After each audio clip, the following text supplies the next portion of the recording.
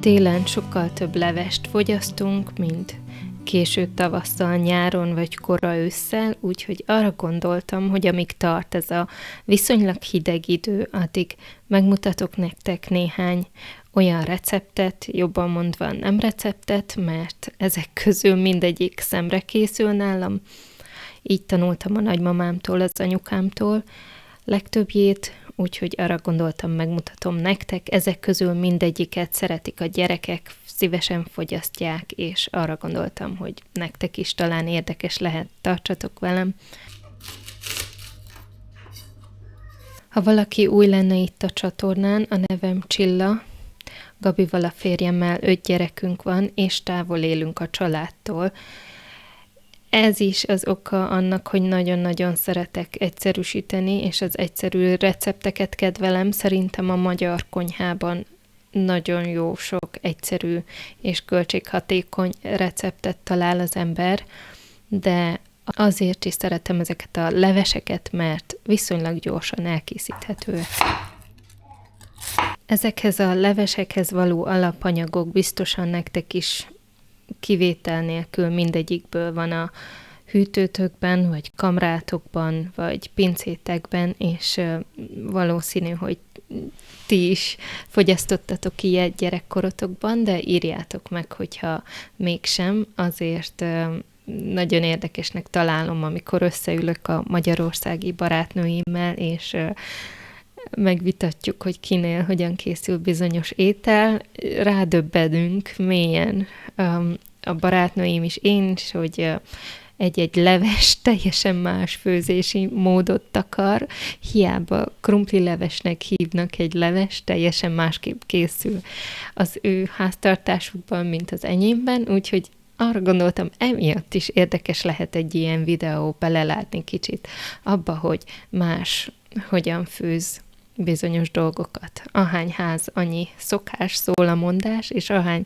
háziasszony, annyiféle étel, gondolom még a saját településünkön sem ugyanolyan mindenkinél a káposztaleves ez esetben, mert itt az készül. Ezt a levest amúgy gyerekkoromban a településünkön lucskos káposztának nevezték, röviden csak lucskosnak. Érdekes név szerintem, mert különbözik a savanyú káposzta levestől, amit disznótorkor szoktak, úgyhogy mi így készítjük, és én nem lucskosnak nevezem, hanem káposztalevesnek, mert nem szoktunk disznótoros káposztalevest, nálunk ez így maradt fent, amihez csak simán káposztát vágtam fel, felöntöttem fővő vízzel, dobtam bele kaprot, és meg is sóztam, aztán amikor már szinte teljesen megfőtt, akkor tettem bele egy kevés kis paradicsom levet, ami nekem lefagyasztva volt a mélyhűtőmben. Mivel itt nincsen saját házi paradicsomlevünk, ezért paradicsomkonzervet szoktam pépesíteni, pürésíteni, és a megmaradt paradicsomlevet pedig formákba öntöm és lefagyasztom, és ez a mennyiség így pont elég egy-egy levesbe beledobni. A leves besűrűsítéséhez rántást fogok készíteni, rántást, habarást. Ez annyiban különbözik a nagymamám és az anyukám által készített levesbetéttől, hogy egyben szoktam a rántást és a habarást, nem készítek külön teljes csúrt, hanem a rántást víz helyett tejjel öntöm fel, ezt az egyik kedves barátnőm mutatta. Szóval olajat tettem a lábasamba, dobtam bele lisztet, kb. Annyit, hogy egy ilyen vastagabb állagú legyen az egész massza. Ebbe szoktam tenni a piros paprikát, és ha egy kicsit pirosabbra szeretem a levest, mint például a káposztalevest, én ebbe szoktam tenni paradicsom pürét is, 1-2 kis kanállal. És aztán ezt engedem fel tejjel, és nem lesz külön habarás is nálam. Mivel ez homogenizált tejjel készül, nem kell különösebben odafigyelnem arra, hogy ne csapódjon ki a tej, beleönthetem, ha nem fő, beleönthetem a fő, úgyhogy ez az egyik előnye annak, ha az ember nem házi tejet használ például, de azért szerintem annak nincs párja.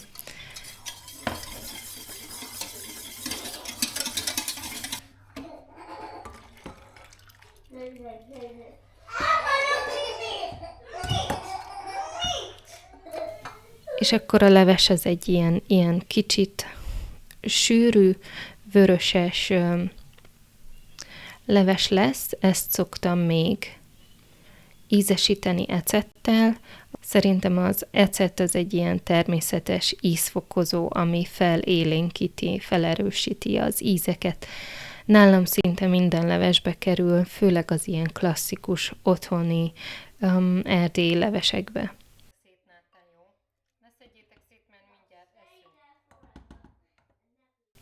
Annyira érdekesnek találom, hogy gyerekkorunkban mindig megvolt, hogy melyik leves után milyen második fogás következik. Szerintem ez is egy nagyon jó példa arra, hogy a szüleink hogyan egyszerűsítették a saját életüket.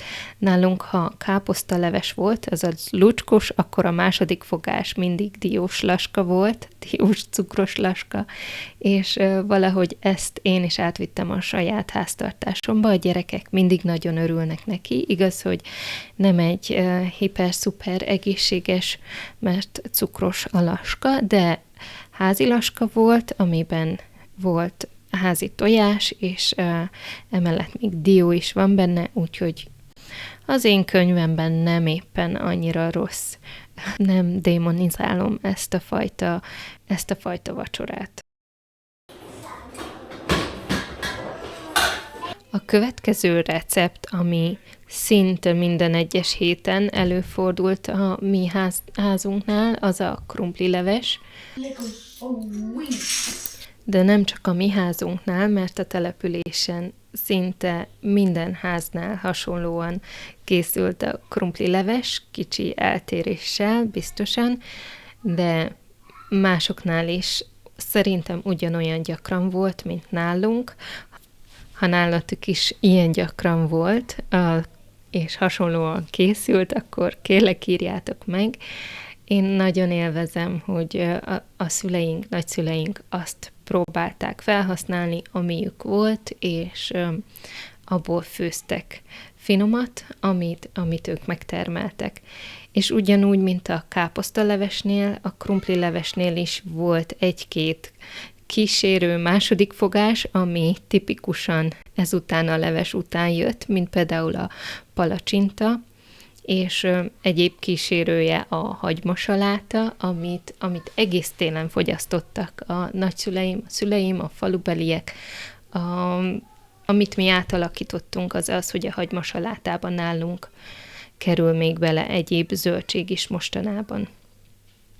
Ugyanígy szeretem besűrűsíteni a krumplilevest is, mint a káposztalevest. Kezdem olajjal, lisztet teszek hozzá, és ezt pirítom egy kevés ideig, amíg a lisztnek elmegy ez a nyers íze, kicsit megfőnek a liszt szemek, aztán adok hozzá piros paprikát, egy kicsi paradicsompürét, és felengedem tejjel.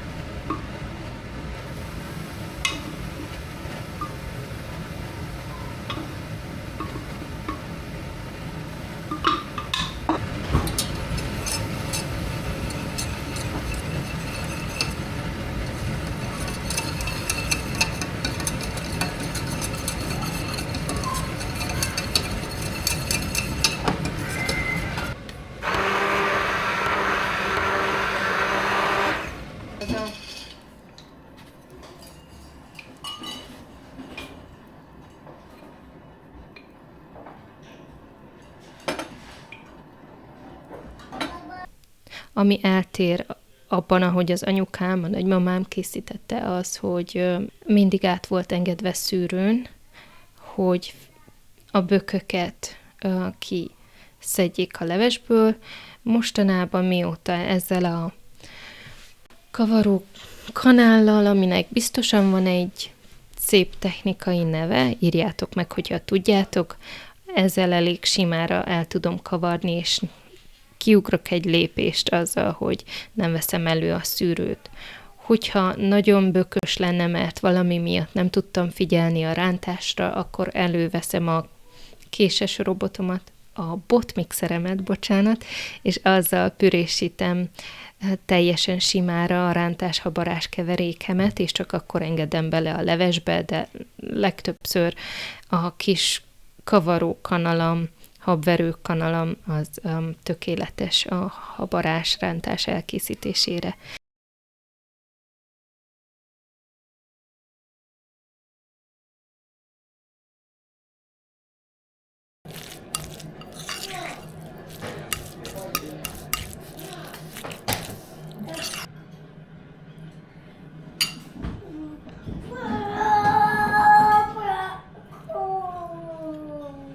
És akkor ilyen az állaga, nem túl sűrű, de nem is annyira folyós, mint egy zöldségleves. És itt van a hagymasaláta, amivel fogyasztjuk.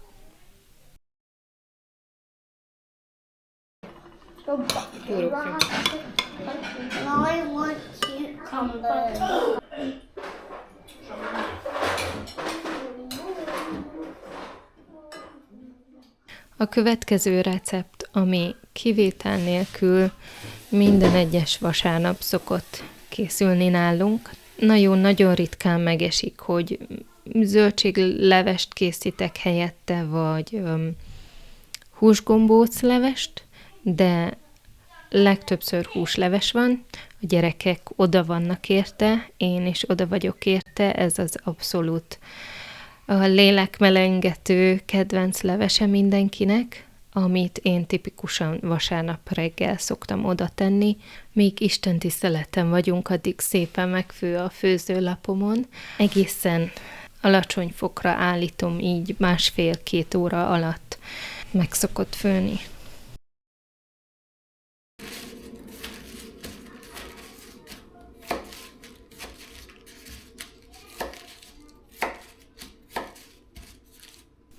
Nem tudom felétek, hogy van, a mi településünkön az ügyesasszonyok már szombaton megfőzték a húslevest, ami nekem akadályt jelent ebben az, hogy nincs hol tároljam ezt a nagyfazék húslevest éjszakára. Sokkal egyszerűbb nekem így, hogy megfőzöm vasárnap reggel, és akkor még a forró levet és a forró levet fel tudom használni, nem kell kihűteni, nem kell tenni sehova, nem kell újra melegíteni, nekem ez így praktikusabb.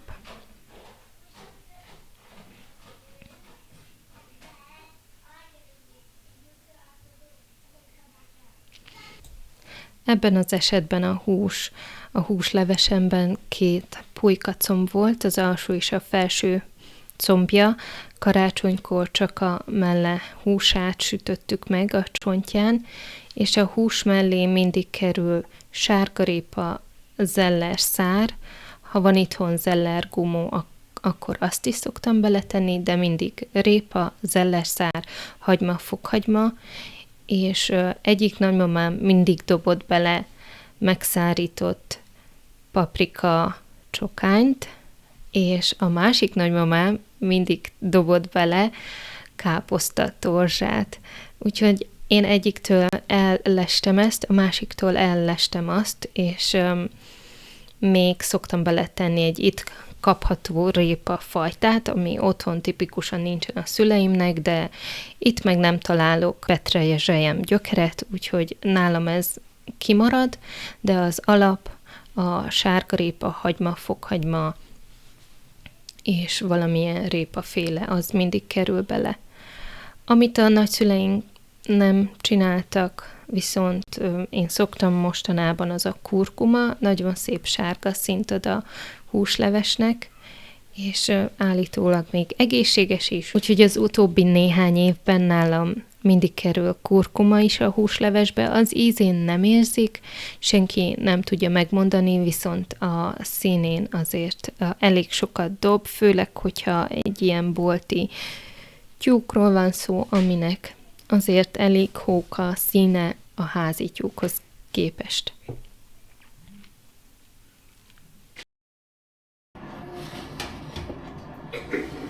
Mi tipikusan így szoktuk fogyasztani a húst a húslevesből, hogyha csirkéből főzöm, akkor is darabokra szedem, és serpenyőbe teszem, egy kicsi olajat teszek a serpenyőbe, és megszórom a húst sóval, borssal, paprikával, és olyan közepes lángon eléggé kipirítom.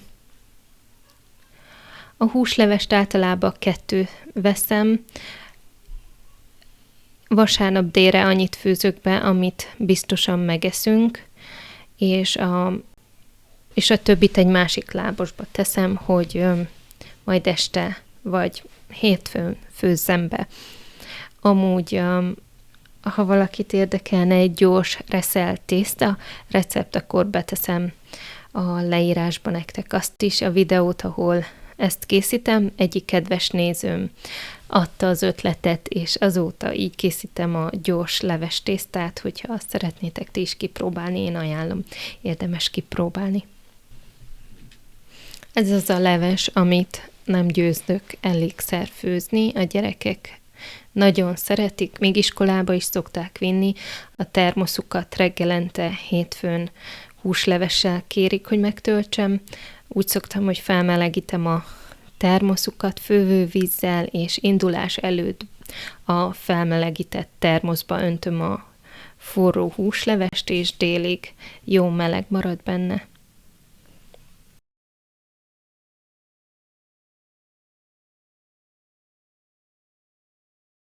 Így néz ki a húsleves, nálam mindig van benne valami zöld gaz, ahogy a gyerekeim mondják, de megszokták, hogy nálunk ilyen a húsleves. Nekem az a szokatlan, hogyha más házához megyünk, és nem lebeg petrezselyem zöld a húsleves tetején. A következő levest már láthattátok nálam, a paradicsomlevesünk, amit tipikusan a kuktában szoktam, de simán lábosban is, egy sima lábosban is el lehet készíteni. Én általában sietek, időhiányban vagyok, és ilyenkor jól jön a kukta. Kezdem azzal, hogy a hagymát és a zellerszárat viszonylag nagy darabokba vágom, hozzáadom a sárgarépát, zeller gumót, vagy valamiféle répát, és adok hozzá karórépát, vagy fehérrépát, épp mi van a hűtőmnek a mélyén, azért is szeretem ezt a levest és a leveseket úgy általában, mert felhasználhatóak azok a szomorú, fonnyadozó zöldséges is a hűtőből, úgyhogy ezeket általában dobok bele, jön rá majd még fokhagyma, és egy krumplit is szoktam, hogy legyen, ami besűrűsíti majd egy kicsit jobban a levest. Ezeket átfonnyasztom olajon egy 5-10 percig, és közben előkészítettem a lencsét, megmostam, és a paradicsom konzerveket is felbontottam. Ha lenne finom otthoni paradicsomlevem, akkor persze azt használnék hozzá. Így ez is megteszi. Egy tipp, amit én is egy szakácstól hallottam, hogy a paradicsom konzervből érdemes ezt a szilva paradicsom típusút venni, mert ebben első osztályú paradicsomokat tesznek el, míg az összeaprított vagy teljesen leszűrt paradicsomba a másod-harmadosztályú paradicsomok kerülnek. Úgyhogy én inkább még egy plusz lépésben letúrmixolom a paradicsom konzervet, hogy paradicsomlé legyen belőle. A levesembe dobtam még babérlevelet, sózom, borsozom, és ezt fogom lefedni, egy olyan 10 percet főzöm a kuktában.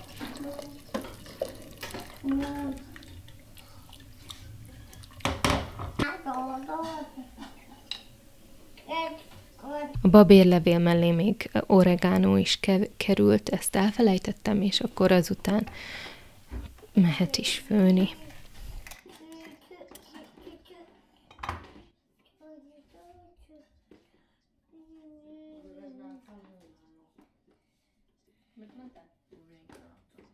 Nem értem.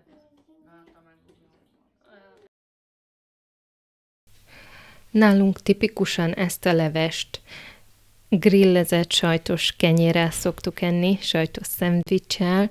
A gyerekek belemátogatják a krémlevesbe, hogyha netán nincsen itthon kenyér, és nem grill szendvics készül hozzá, akkor kenyérkockák azok mindig vannak a fagyasztóba, és a forró levesbe jöhet a fagyos kenyérkocka, és ez így lehűti, egy kicsit könnyebb a gyerekeknek is enni. Jöhet bele tejföl is, ha szeretnétek. Nálunk szívesen fogyasztják így a gyerekek.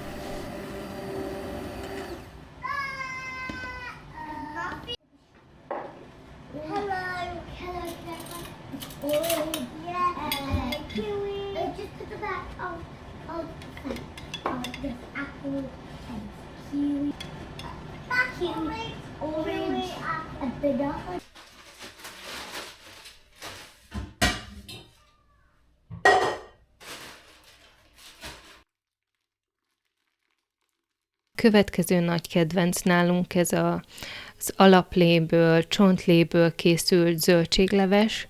Ehhez most a megmaradt pulykának a nyakát használtam fel. Hasonlóan készítem a húsleveshez.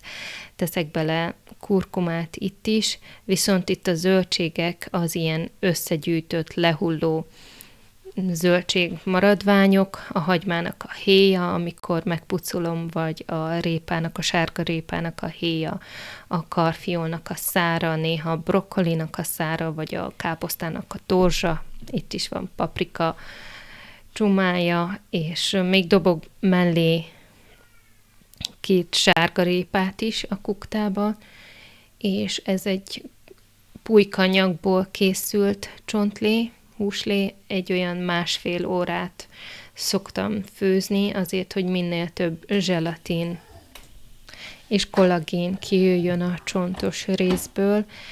Tudok olyat, aki a csontokat visszateszi a mélyhűtőbe főzés után, és addig főzi a csontokat, amíg azok könnyen ketté nem törnek. Megvárja, hogy teljesen kijöjjön belőle mindenféle ásványanyag, és csak akkor dobja a csontokat a kukába. Én nem szoktam tipikusan ezt visszatenni és újra főzni, de egy jó, hosszú fővési időt szoktam adni neki, még így is a kuktában, kivéve, hogyha sietek, akkor megteszi a fél óra is. De egy olyan 1,5 óra után leszűröm a levet, és adok hozzá angol zelles, száradt sárgarépát, borsót, és épp itt készítek egy ilyen grizes tésztát, amit majd bele fogok reszelni ebbe a zöldséglevesbe.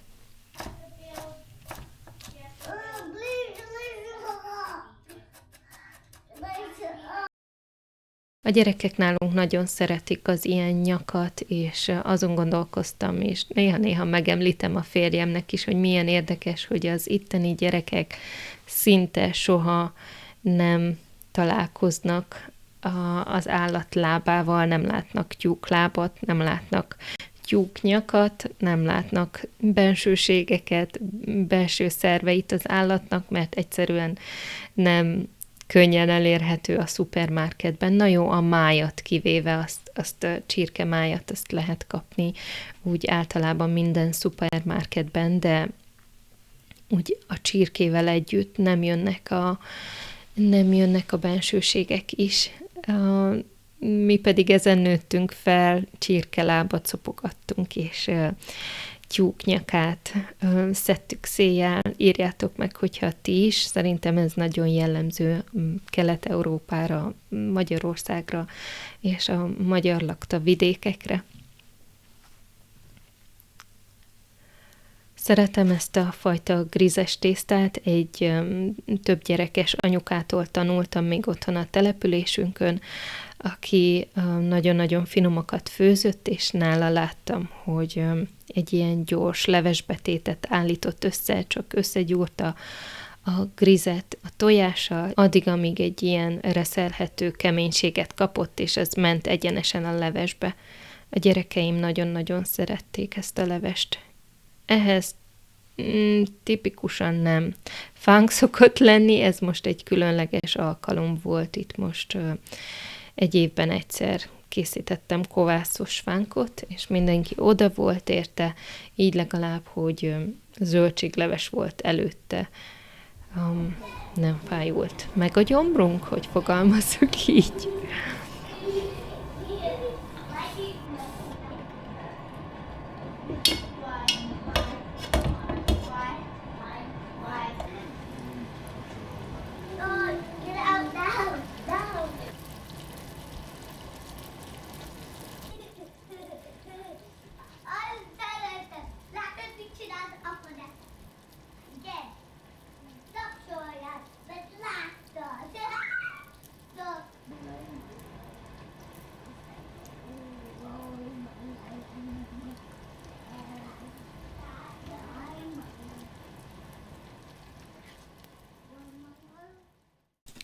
Remélem tetszett nektek ez a mai videó, és kicsit jó volt belelátni másnak a konyhájában, hogy főz és hogy készít dolgokat. Írjátok meg, ha ti is hasonlóan főzitek ezeket a leveseket.